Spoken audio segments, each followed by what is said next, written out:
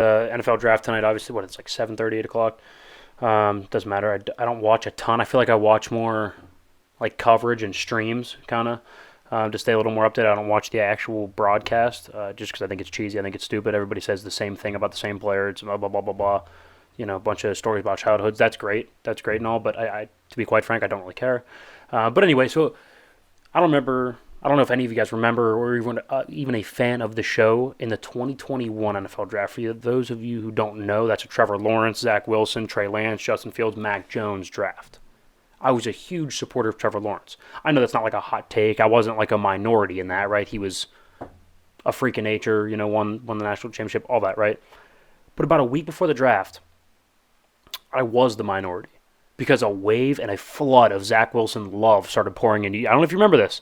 Everyone kind of saw Zach Wilson, talented, little slight, kind of reckless, but he's a clear number 2, maybe a 3 in the draft. Like, he's got some talent there.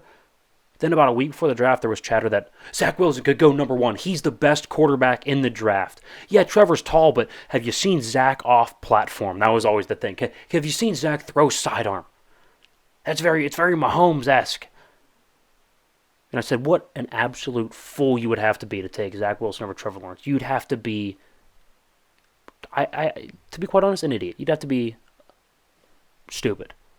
He's not even close to the prospect of Trevor Lawrence, and now he's not even close to the player that Lawrence is. I get, I get the hype, about talent can be a little bit overrated. Right? Zach Wilson can throw off platform, off schedule, right? No wrong, he's reckless and he's inaccurate, and same thing with Will Levis. Right? Will Levis, he's got a big arm and he can move, and when he throws the ball really far, it's really cool. Okay? Well, he's still not super accurate.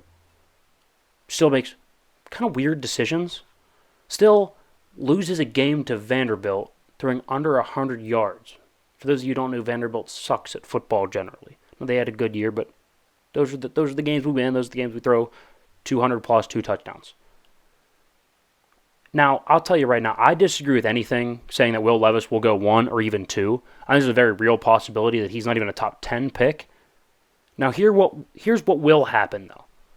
Right? Because he's big, he's got talent, he's a smart guy. Some team will draft him higher than they probably should, and they probably like to. Like a Houston, like an Indianapolis, like a trade-up candidate for Tennessee. Right? Be careful on that. I said, okay, both played with minimal talent around them, right? Coming up from 2 non-traditional non-power teams, right? BYU, Kentucky in the SEC. It's a basketball school in the SEC. Levis, it's weird. Look at the stats. Levis at UK had 24 starts. Completed, 66% of his throws? Not bad. 218 a game. Roughly 2-to-1 touchdown interception ratio. Let's look at Zach Wilson. 30 starts, so slightly more starts. Actually completes a higher percentage of his passes. This one from college. 68%, 255 yards a game, 4-to-1 touchdown interception ratio. Interesting. Also, now, let's be clear, I think Will Levis carries the weight better. And you might think, Zach is really small, and Will's this big, strong dude. They're both about 6'3". Will's about 225, Zach's about 215. Not that much different. It's not that much different if you actually look at it. So let's not act like, Will is here, right? Specimen. And Zach Wilson's this really small Johnny Manziel looking guy. Will Levis is closer to Zach Wilson than you'd think. Much, much closer. I'm not saying the situations are identical, but there's a ton of similarities. I always find myself coming back to one thing, though. We seem to build around this spectacular, when in reality, we should look at what separates players, right? It's not always the wow. Right? Yeah, Mahomes can do the great things. But in reality, he had under 200 yards passing in the Super Bowl. Under 200. Jalen had 400? Yeah, they lost. Right? It's about what you do consistently. He went 12 of 13 in the second half. The only throw that he missed was a throwaway. How about Joe Burrow? He's probably a close second in a lot of people's eyes, including myself. Doesn't have the biggest arm. He's not the biggest guy. Doesn't run the fastest. Super bright upstairs, really consistent, super steady, one of the best third down quarterbacks in football. I know, Josh Allen. Yeah, but he's not more talented now than he was his rookie year. That wasn't the development. It's not like he was, super raw and then popped talent-wise. No, the only thing that changed from his rookie year to now is his consistency, his accuracy. It's kind of how it goes. The boring things. The not throwing sidearm across your body.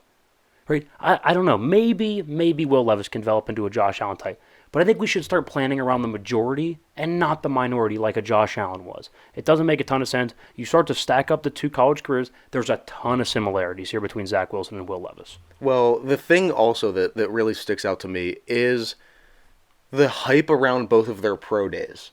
And I think that's really when you saw the draft stock for Zach Wilson get pumped way higher than it ever should have been. Yeah. And you kind of saw the same thing with Will Levis. Now, was I impressed by Zach Wilson's arm? Of course. Of course. Those throws are not easy to make. No. Those are top 1% type arms, for sure. But like you said, there's so many other factors that go into it. And then you look at Will Levis's pro day. Yeah, he was airing it out 65 yards easily, and it looked effortless. Yeah. But that doesn't account for the small things, the quarterbackial things, if you will. Tom Brady never had the strongest arm. He was being outthrown by high school prospects. High school prospects when he was going into the league. I remember that, yeah. He didn't have the biggest arm, but he had it all upstairs. He was cerebral. He made the right adjustments at the line. He knew how to read a defense. I'm not saying that Will Levis doesn't, but it's more than just, do you have the best arm? Are you big? 100%. 100% it is.